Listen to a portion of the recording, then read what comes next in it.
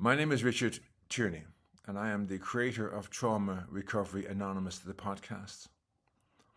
A special mention goes out to all mental health professionals who deal with mental disorders. It's a shocking state of affairs, and they can't be held accountable.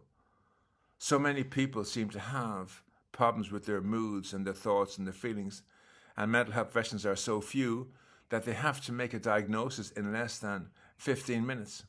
When you go to see a mental health professional, they have to diagnose you in that first 15 minutes so they can help you for the other 45 minutes of the session.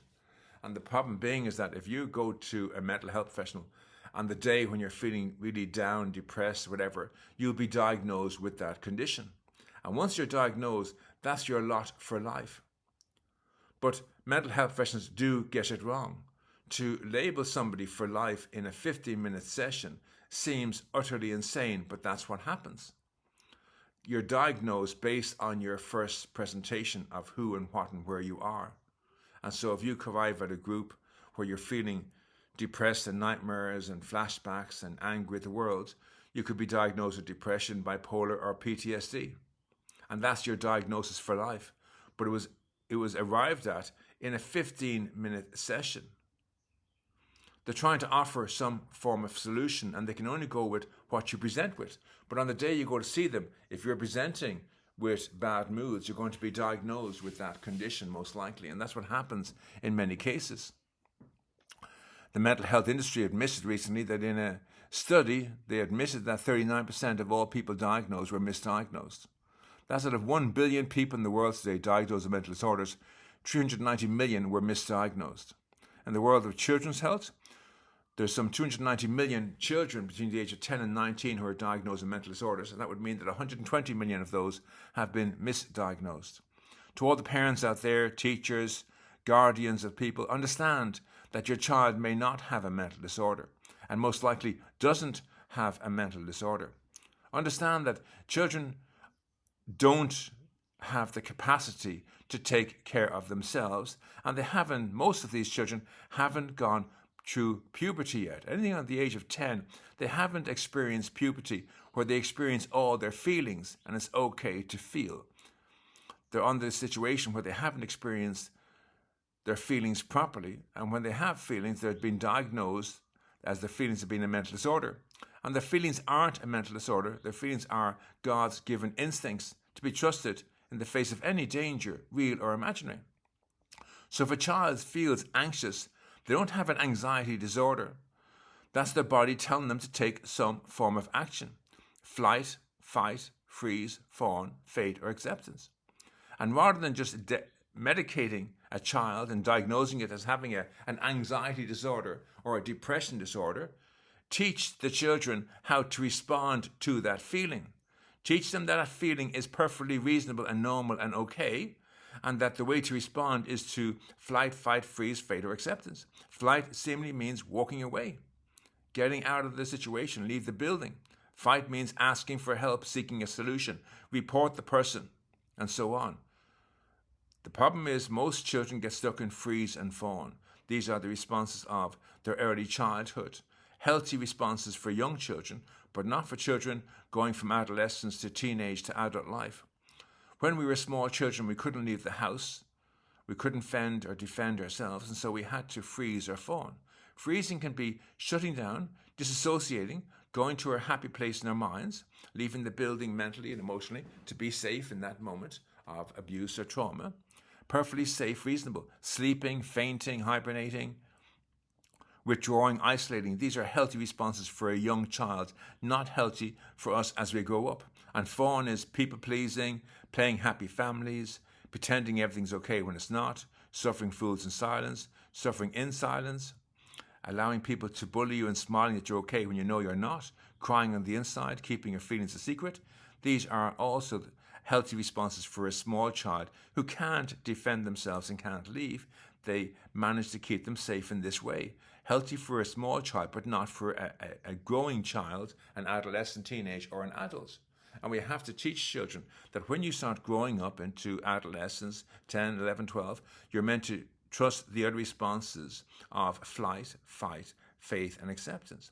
And flight simply is walk away. So if you're in your home or in your school, you're being bullied or teased, you get up and you walk away.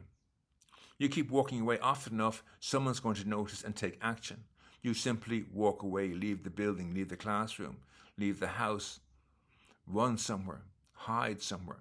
These are all healthy responses. Fight is asking for help, seeking a solution. Tell somebody what's going on. Fight back, just say no. Scream and shout, drawing attention to yourself. Report the person. Send an email to your teacher, to the police officers, to social workers, to whoever it is. Tell an adult. Normal responses when you're threatened. You ask for help. You're not alone. Faith is having faith either in a parent or a grandparent or an aunt or an uncle or your favorite teacher, or it's having faith in God. Stop arguing whether the chicken or the egg came first. Understand that God is out there. He loves you dearly. He wants you to be safe and happy, but you have to meet him on his terms, not on your terms. And if you do meet him on his terms, he will send a host of angels down to take care of you. And the final is acceptance. Understanding that you're not a victim. People act out. I've created this podcast for my own needs to be met, to be heard. It's nothing about you. If my words offend you or trigger you, you're not the target. This is about me presenting this podcast for my own desires. And if you're hurt by my words or you're triggered by my words, you weren't my target. You're what we call collateral damage.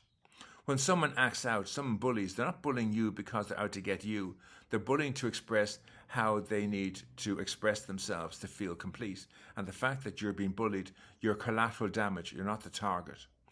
Get the idea of a target off your back and off your head and understand that when things happen in your life, whatever they were never about you. You were collateral damage. This is probably the most important. If you can learn not to see yourself as a victim, everything in your life will change. And if we can help mental health professionals to teach this to children, maybe schools and parents can get involved in having workshops where you discuss all the different healthy responses. You sit around the table or in a classroom and you talk about all the different ways to flight. You get all the children to talk about how they can use flight and discuss highs and lows, and teachers share their experiences of flight, and parents when they were children and when they're growing up how they use flight, and so on. The next day you go to fight and you talk about all the different ways of using fight. If we can arm our children with healthy responses, they'll get past the state of freeze and fawn. They'll get past the thing of being blocked and stuck in their emotions, and they will take action. And as they take action, they'll learn what works for them and what doesn't work for them. What works for them, they'll embrace, and what doesn't, they'll discard. But they won't be diagnosed with mental disorders. They won't be believing that their feelings and emotions are mental disorders when in fact they're their God-given instincts. They'll learn to see anxiety as their best friend. Understand that if we don't help mental health professionals to write this, at the end of the days, when the mental health professionals finishes their lives work and they think they've done a great job in the mental health industry of children, they've been diagnosing children left, right and centre and putting them on medication and robbing them of their futures and of their ability to be the future of the human race, a crime against mankind and sin against God. At the end of their days, they will go before God and they will be found guilty of harming one hair in the head of a child of God, and they will suffer the fires of hell for all eternity and 7 generations of their descendants. So maybe so many people don't go to church anymore and don't read the Bible and don't kind of follow a spiritual path, and they think life is all about living well on this earth, and maybe they look after their children and their loved ones and they think they're good Christians. But if they're harming one hair on the head of a child of God, it doesn't matter what they've done in their own personal lives, they will be held accountable for their sins against God. And so harming one hair on the head of a child of God by diagnosing them with a mental disorder when you could be teaching them that their anxiety is a superpower is the mistake that so many make. And at the end of your days, you will suffer the fires of hell for all eternity. And if you're not bothered about your own soul, look to your children, to your grandchildren, and understand that you're visiting your sins upon them. Every time you harm one hair on the head of a child of God, your sins being placed upon the heads of your children and your grandchildren. So maybe at the end of your days, you're sitting around your family, you see your sons and daughters and their children, your grandchildren around you, and you think how great your life is. And your deathbed, you find out to your horror that all of them are going to suffer for your sins. You didn't do it intentionally. You thought you were doing the right thing. You were doing what your industry required of you, and you were achieving greatness in your industry. But in that, you have harmed one hair on the head of a child of God. So if you have a child coming to you complaining about anxiety, rather than just medicating them and telling them that they have a mental disorder, teach them that anxiety is a healthy coping skill. Depression is a healthy coping skill. Being mad, sad, glad, or angry are healthy coping skills. They're God telling you to take some form of action. And teach children these actions: flight, fight, freeze, fawn, faith, and acceptance. But explain to them that freeze and fawn are not healthy anymore. They were healthy when they were children, not healthy anymore. And to desist from using freeze and fawn, but to practice flight, fight, faith, and acceptance. Although you have harmed the hairs and the heads of children in the past, you can right your wrongs today by starting over and starting saving children. And children you've worked with in the past, teach them about anxiety being a superpower and try and right the wrongs of your past. My name is Richard Tierney. This is Trauma Recovery Anonymous. Thank you for joining me this morning.